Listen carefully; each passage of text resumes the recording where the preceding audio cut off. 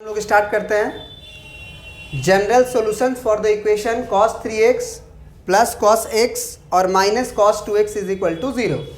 यहाँ पे हम देख रहे हैं कि यहाँ पे आर्गूमेंट 3x है, यहाँ पे आर्गूमेंट x है और यहाँ पे आर्गूमेंट 2x है। सबका आर्गूमेंट बदल रहा है, तो सबका अगर आर्गूमेंट बदल रहा है तो हम सेम करने का कोशिश करेंगे, है ना। सेम आर्गूमेंट करने का कोशिश करेंगे। अब सेम कैसे होगा, इसको बनाने का दो तरीका है। मैं मेथड 1 आपको बस हिंट दे रहे हैं, या दोनों तरीका से बता दे, बोलिए। दोनों तरीका से बता देते हैं। मेथड 1 है कि cos 3x को भी आप x के टर्म में कन्वर्ट कर लो, cos 2x को भी आप x के टर्म में कन्वर्ट कर लो। कैसे? तो हम बोलेंगे कि cos 3x का फॉर्मूला आप क्या पढ़े हुए हो, 4 cos cube x minus 3 cos x पढ़े हुए हो। cos 3x बराबर 4 cos cube x minus 3 cos x, और cos 2x का फॉर्मूला आप पढ़े हुए हो 2 cos स्क्वायर x माइनस 1। ये दोनों फार्मूला क्या होता है कि जैसे cos 3x से हम x में चले गए और cos 2x से भी हम x में चले गए, है ना। तो क्या करेंगे, मेथड 1 से सॉल्व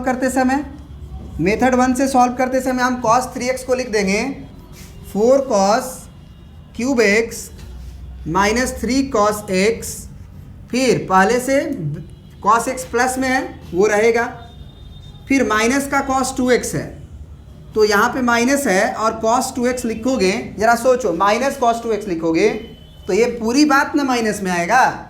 अब जब ये पूरी बात में माइनस आएगा तो ये 1 हो जाएगा माइनस में और 2 cos square x minus plus में, सॉरी माइनस में। क्या ये बात समझ में आया? तो डायरेक्ट यहाँ पे हम लोग क्या लिख देंगे, 2 cos स्क्वायर x और प्लस 1। क्या ये बात समझ में आया कि ये क्यों माइनस और ये प्लस हुआ? क्योंकि माइनस cos 2x था। अब यहाँ तक कर लिए तो एक काम करते हैं, सबसे पहले इसको कंबाइन करते हैं। तो ये cos क्यूब वाला एक साथ करते हैं, स्क्वायर वाला एक साथ करते हैं और x वाला एक साथ करते हैं। तो ये 3 cos x और ये cos x हमारा हो जाएगा माइनस 2 cos x और प्लस 1। अब इसमें हम बोलेंगे कि क्या चीज़ रिपीट कर रहा है, याद है? बताए थे जब cos स्क्वायर था और cos x था तो क्या रिपीट कर रहा था, cos x। यहाँ भी देखो cos क्यूब x है, cos स्क्वायर x है, cos x है, तो हम मानेंगे कि यहाँ cos x रिपीट कर रहा है तो लेट कर लेंगे cos x को t। अब cos x को t मानेंगे तो ये क्वेश्चन क्या बदल जाएगा, 4 इंटू ये cos x t है तो ये t का क्यूब हो जाएगा, minus 2 into cos x t है तो t का स्क्वायर हो जाएगा, माइनस 2 इंटू टी हो जाएगा और प्लस 1 बराबर 0। क्या यहाँ तक बात समझ में आई? अब क्यूबिक को सॉल्व करने का एक ही तरीका है होता है, सबसे पहले मतलब एक ही तरीका ही है, हीट एंड ट्रायल। एक रूट आपको पता करना पड़ेगा। क्यूबिक का एक रूट हीट एंड ट्रायल से ही पता किया जाता है, उसको बनाने का कोई रूल आज तक आया ही नहीं। मतलब कि आप t का वैल्यू 1 डाल के देखो 0 आ रहा है कि नहीं, t का वैल्यू 2 डाल के देखो 0 आ रहा है कि नहीं, और जब एक रूट पता चल जाता है तो उससे इसको डिवाइड करके हम लिखते हैं। या फिर यहाँ पे देखो, यहाँ पे सीखो, हम लोग डिवाइड करने नहीं जाएंगे, अब हम लोग 11th क्लास में आ चुके हैं तो थोड़ा सा स्टैंडर्ड मेथड सीखेंगे, ठीक है ना। वो स्टैंडर्ड मेथड क्या है, सबसे पहले एक रूट पता करो। तो एक रूट कैसे पता किया जाता है, तो सबसे पहले ये जो t क्यूब वाला टर्म है इसका कांस्टेंट टर्म में मल्टीप्लाई कर लो, है ना। ये काम आप रफ में करोगे, तो आप गुना जब करोगे तो क्या आएगा रिजल्ट, बताइए आप। 4t cube into 1, 4t cube into 1 तो 4 आएगा। इस 4 को आप फैक्टराइज करो, 2 दूना के 4 और 2 एकम 2, तो यहाँ से आया 2 गुने 1। तो इसमें क्या करो आप, t का जो वैल्यू है इसमें से टी का वैल्यू आप 1 रखो, टी का वैल्यू आप -1 रखो, टी का वैल्यू आप 2 रखो, टी का वैल्यू -2 रखो, टी का वैल्यू आप 4 रखो क्योंकि 2 दूना 4 भी है और -4 भी रहे। तो इसमें से कोई एक टी का वैल्यू इसमें रख के देखो कि वो 0 कब आ रहा है। तो चलिए हम चेक करते हैं। टी बराबर सबसे पहला 1 पे, टी बराबर 1 रखते हैं। तो यहाँ अगर टी बराबर 1 रखेंगे, ये काम आप रफ में करिएगा, तो ये 1 रखोगे तो ये तो 1 का क्यूब होगा तो 4 ही रह जाएगा, माइनस ये 1 का स्क्वायर होगा तो 2 ही रह जाएगा, फिर माइनस 1 ही रह जाएगा, 2 मतलब 2 × 1 + 1। क्या ये 0 हो पाएगा? 2 2 4, 4 से ख़त्म होके 0, 1 बच जाएगा, नहीं ना हुआ? बोलिए, यानी ये मेरे काम का नहीं है। अब हम t का वैल्यू -1 मान लो रखते हैं, तो -1 रखेंगे तो भी नहीं होगा शायद, क्योंकि ये होगा -4, क्योंकि -1 का क्यूब -1 देगा, तो -1 का 4 में गुना होगा तो -4। यहाँ पे -1 का स्क्वायर होगा तो माइनस गायब हो जाएगा, माइनस गायब हो जाएगा मतलब ये -2 रहेगा केवल, और ये माइनस +2 और ये +1, तो 2 1 3, यहाँ से भी मैनेज नहीं हो पाया, यहाँ से भी मैनेज नहीं हो पाया, मतलब 1 और -1 से ये 0 नहीं हुआ। अब हम 2 रखेंगे, t का वैल्यू हम 2 रखेंगे। तो चलिए t का वैल्यू 2 रखते हैं। तो 2 रखेंगे तो कितना आएगा ये?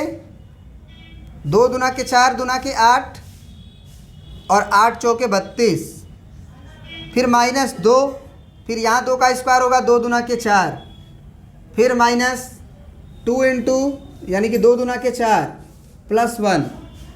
क्या यहाँ पे 32 -4 दूना के 8 -4 +1, क्या इससे 0 हो पाएगा? नहीं हो पाएगा।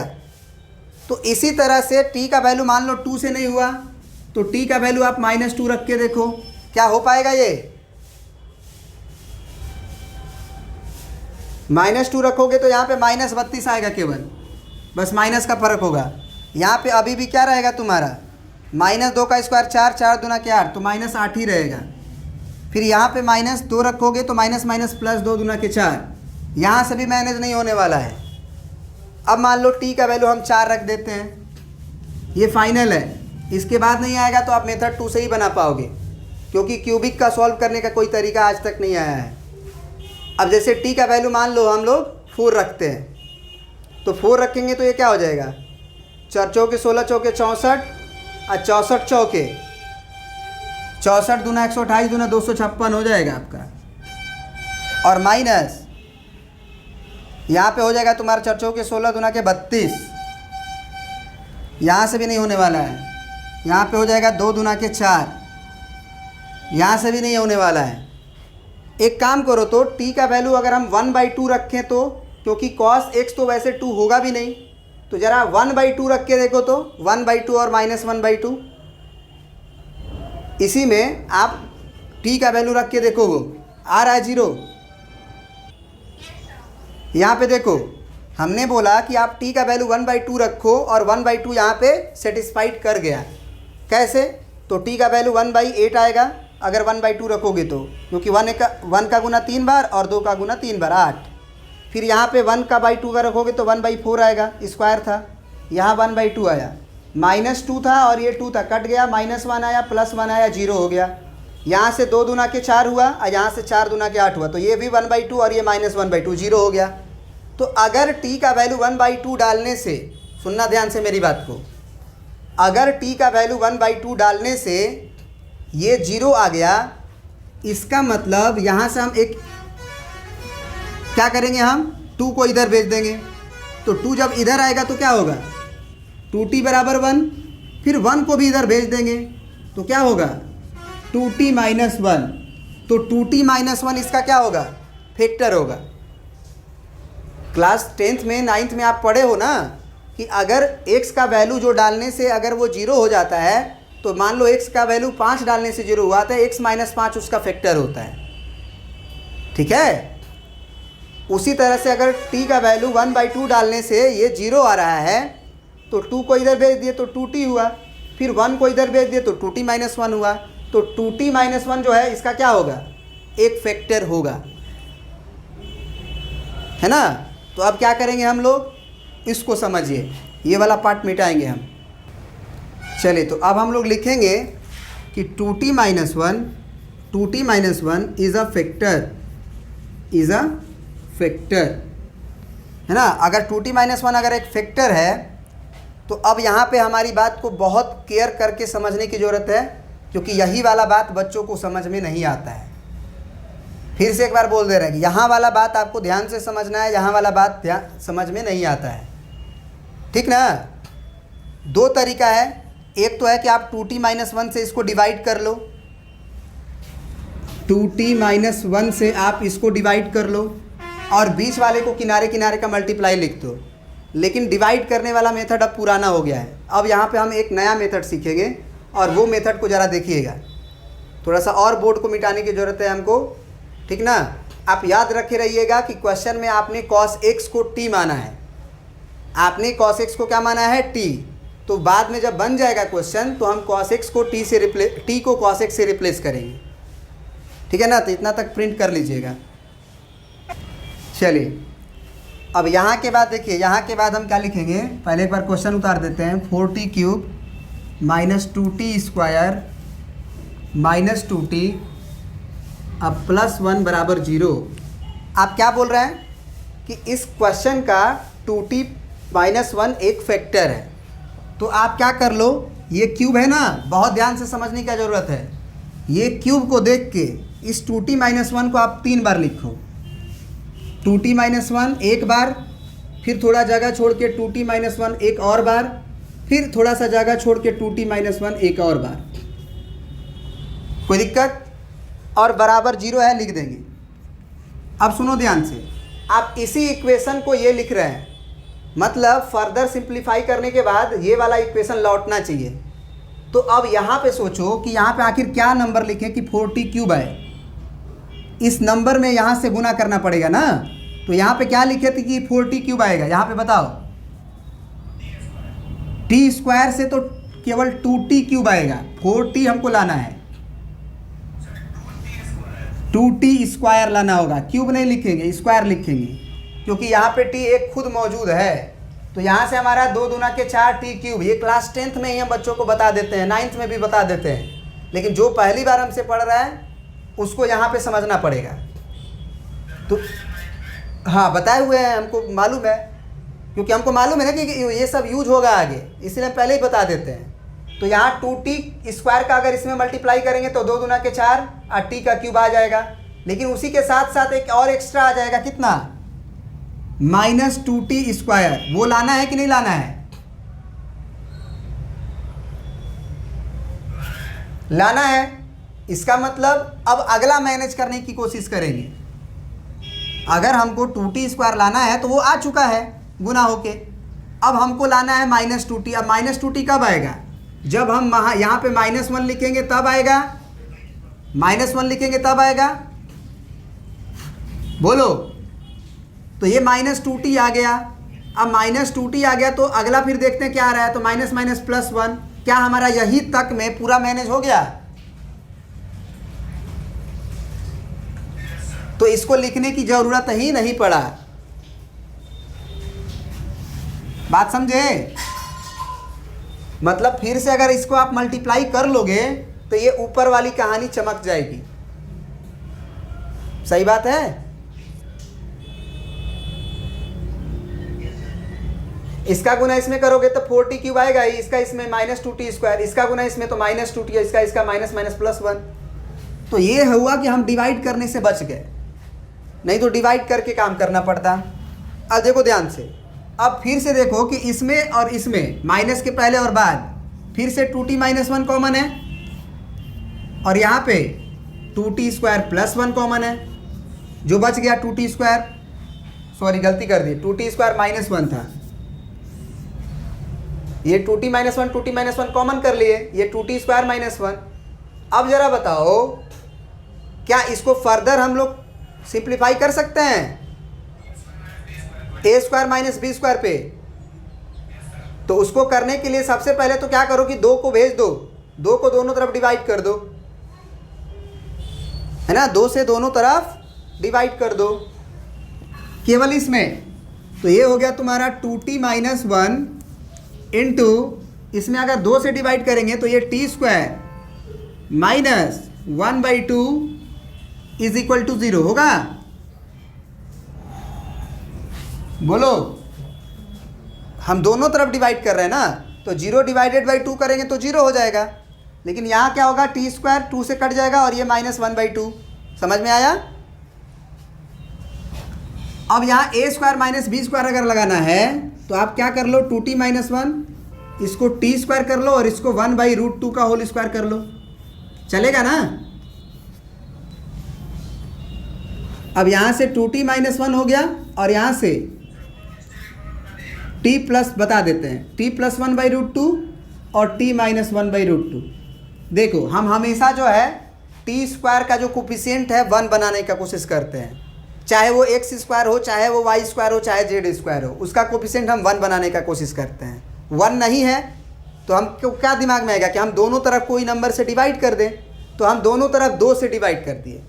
तो जब 2 से डिवाइड करने जाएंगे तो कोई एक फैक्टर में, चाहे इसमें डिवाइड होगा, केवल एक फैक्टर में, क्योंकि मल्टीप्लाई में लगा हुआ है, जोड़ घटा में नहीं लगा हुआ है कि दोनों में गुणा करोगे।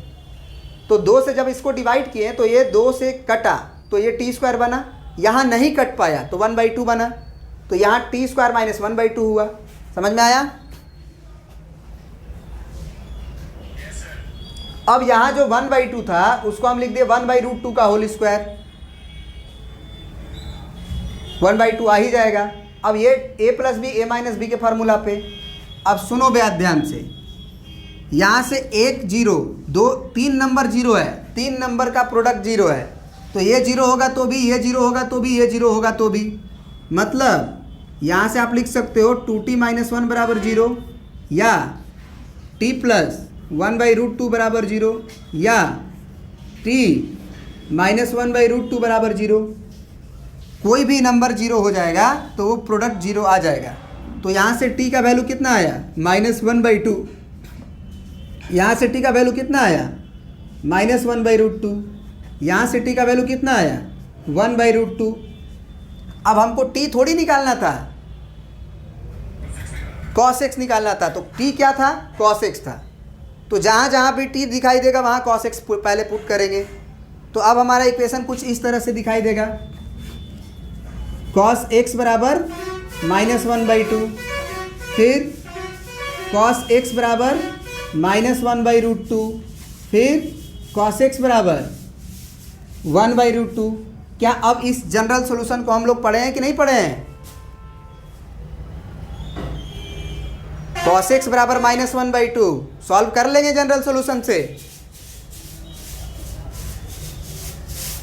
अरे cos थीटा बराबर cos अल्फा लगाएंगे ना। अब चलो वो भी लगा देते हैं, वो भी लगा देते हैं। यहाँ तक आप लोग प्रिंट कर लीजिए। अब देखिए पहला आया हुआ है हमारा cos x बराबर -1/2, तो पहला एंगल क्या होगा जी, 1/2 पे π/3 होगा ना, 60 डिग्री होगा ना जी। और ये जो cos वाला एंगल है, क्या इस माइनस को अंदर भी भेजना पड़ता है। तो इस माइनस को अंदर भेजने का तरीका क्या है, cos वाले के लिए सेकेंड क्वाड्रेंट का एंगल लिखना, क्योंकि फर्स्ट क्वाड्रेंट ये माइनस अंदर जा नहीं सकता है, क्योंकि cos माइनस थीटा, अगर आप ये सोच रहे हो कि cos ऑफ -π/3 लिख देंगे तो ये गलत है, क्योंकि cos माइनस को गायब कर देगा, ये बाहर माइनस को फेंकेगा नहीं। तो इसीलिए इस थीटा को किस क्वाड्रेंट में ले जाना होगा आपको, सेकेंड क्वाड्रेंट में। तो यानी कि -π/3 क्या हो जाएगा हमारा, अगर इस माइनस को अंदर भेजना है तो π - π/3। क्या ये बात समझ में आया आपको। ये क्वेश्चन हम सॉल्व कर चुके हैं बाबू। cos x बराबर cos 2π/3। अब यहाँ से क्या हो जाएगा फार्मूला, cos थीटा बराबर cos अल्फा के लिए क्या फार्मूला होता है, थीटा बराबर 2n pi plus minus alpha. तो यहाँ से x बराबर क्या आ जाएगा, थीटा का काम x कर रहा है, अल्फ़ा का काम 2π/3 कर रहा है, तो 2n पाई प्लस माइनस 2π/3। अब आप क्या कर सकते हैं, एलसीएम ले सकते हैं। एलसीएम हो जाएगा 3, तो ये हो जाएगा 3 दूना के 6n पाई प्लस माइनस और 3 एलसीएम है तो 2π। फर्दर आप 2π कॉमन ले सकते हो, तो 2π कॉमन अगर लोगे तो अंदर क्या बचेगा, 2π लिए थे कॉमन, तो 2 तिया के 6 बचेगा और 9n बचेगा, क्योंकि पाई तो कॉमन लिए हो, और 2π कॉमन लिए हो तो प्लस माइनस 1 बचेगा। यानी कि आपका एक ठो x का वैल्यू आया 3n प्लस माइनस 1 2π/3। क्या ये बात समझ में आया? आंसर अलग हो सकता है आपके आंसर से, पहले भी बताए हुए हैं कि क्यों आंसर अलग आता है, वो मात्र देखने में अलग होता है, आंसर सेम ही होता है। तो एक तो ये हुआ, x बराबर ये आ गया पहला को सॉल्व करने से। अब क्या इसको सॉल्व कर सकते हैं, cos x बराबर -1/√2 को? बोलिए। अब cos x बराबर -1/√2 को सॉल्व करने के लिए क्या करेंगे हम लोग, अगला स्टेप लिखेंगे और इसको मिटा देते हैं। मिटा सकते हैं, प्रिंट करिए। अब यहाँ से हमारा एक और पार्ट था, cos x बराबर क्या, -1/√2। तो बताइए कि cos में कितना डिग्री बराबर 1/√2 होता है, 45 डिग्री। cos 45 डिग्री बराबर क्या होता है, π/4। तो cos में माइनस को अंदर ले जाने का क्या तरीका है कि आप थीटा को क्या लिख दो, पाई माइनस थीटा, है ना, तब cos में माइनस बाहर आता है। ये cos ऑफ x हो गया। अब यानी कि cos ऑफ x बराबर कितना हो गया, ये cos ऑफ 4 में से गया 3π/4। अब cos थीटा बराबर cos अल्फा लगा लो, तो क्या होता है थीटा बराबर 2n pi plus minus alpha. तो थीटा के जगह पे x है, 2n पाई तो रहेगा ही, प्लस माइनस अल्फ़ा के जगह पे 3π/4। तो अब x बराबर क्या होगा, आप 4 एलसीएम ले सकते हो, तो 4 एलसीएम लोगे तो ये 4 दूना के 8n पाई होगा, फिर प्लस माइनस 3π होगा। आप देख सकते हो कि इसमें पाई भी कॉमन हो जाएगा, दोनों में पाई है, तो आप π/4 कॉमन ले लो, अंदर क्या बचेगा, तो यहाँ पे 8n बचेगा, 8n, पाई तो कॉमन है, अब प्लस माइनस 3 बचेगा। क्या ये बात समझ में आया? बोलिए। अब एक लास्ट बचा हुआ है कि cos x जो है वो 1/√2 भी हो सकता है। तो cos x अगर 1/√2 होगा तब तो झंझट ही नहीं है माइनस प्लस का, क्या यहीं से डायरेक्ट सॉल्यूशन क्या हो जाएगा, क्योंकि 1/√2 cos π/4 पे हो जाता है। तो इसका आंसर हो जाएगा x बराबर 2n पाई प्लस माइनस π/4। तो यहाँ से कितना हो जाएगा, 4 दूना के 8n पाई प्लस माइनस π/4।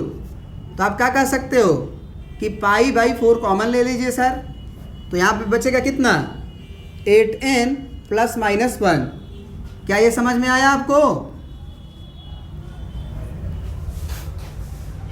हो सकता है कि ये जो तीनों आंसर आया है, ये तीनों सॉल्यूशन है आपका, तो हो सकता है कि ये आंसर दिखने में अलग हो, आपके बुक से ना मिले।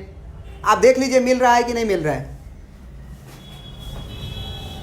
अब देखिए ये जो आंसर आया है हम लोगों का वो मैच नहीं कर रहा है, लेकिन इसका मतलब नहीं कि आंसर है नहीं, वो हमारा जो आंसर आया हुआ है वो सही है, वो मात्र देखने में लग रहा है। तो इसी क्वेश्चन को हम मेथड 2 से बनाएंगे और देखना अब आंसर मैच करेगा, ठीक है ना। मेथड 2 से बनाएंगे, आंसर मैच करेगा। और आंसर मैच नहीं करने का कारण तो बताए ही थे कि जब आप n का इंटीग्रल वैल्यू डालते जाओगे 1 2 3 4 5, तो ये जो सेट ऑफ सॉल्यूशन देगा, जो आपके बुक में आंसर दिया है उसमें n का वैल्यू आप 1 2 3 डालते जाओगे इंटीग्रल वैल्यू, तो वो भी सेट ऑफ सॉल्यूशन वही देगा। बात समझ में आ रही है? ये पिछले क्लास में हम बहुत अच्छे से चर्चा किए थे क्वेश्चन नंबर 5 में। तो चलिए अब मेथड 2 से बनाते हैं इसी क्वेश्चन को।